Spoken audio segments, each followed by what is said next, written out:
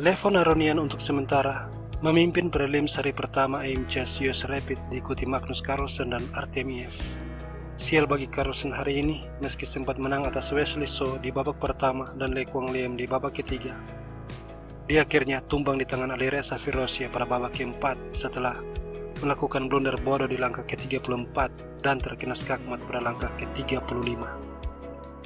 Game mereka sendiri terjadi dalam pembukaan Scandinavian Defense. Alireza menukar pion, menteri makan, kuda menyerang menteri, dan Magnus menggeser menteri ke petak A5, diikuti D4. Magnus mengembangkan kuda raja. Alireza melakukan hal yang sama. Setelah gajah F5, kuda E5, pion C6, di langkah ke-7 Alireza mulai menyerang gajah C4,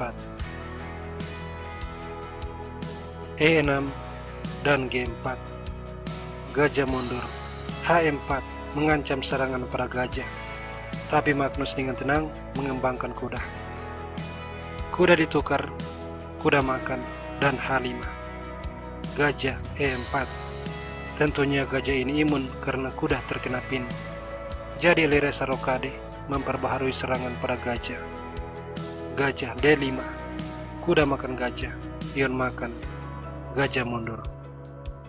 Gajah D6 dengan kemungkinan rokade, tapi menteri F3 menekan sayap raja, maka Magnus memutuskan rokade ke sayap menteri, dan ini akan menjadi awal dari kekalahannya.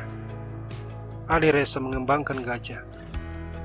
Pion G6 bermaksud membuka file bagi benteng, tapi tidak diizinkan. H6. Benteng F8, A3 bersiap B4. F5 dimainkan, tapi C4. Setelah E5, ancaman forking, pion ke B4, menteri C7, dan C5. Gajah E7, gajah ke B5. Di sini pada langkah ke-22, Magnus mulai menyerang balik menggunakan armada pion. Dia melangkah E4, menyingkirkan menteri ke petak H3. Dilanjutkan F4 mengusir gajah ke D2. Dan Magnus punya formasi pion yang masif, menekan wilayah lawan.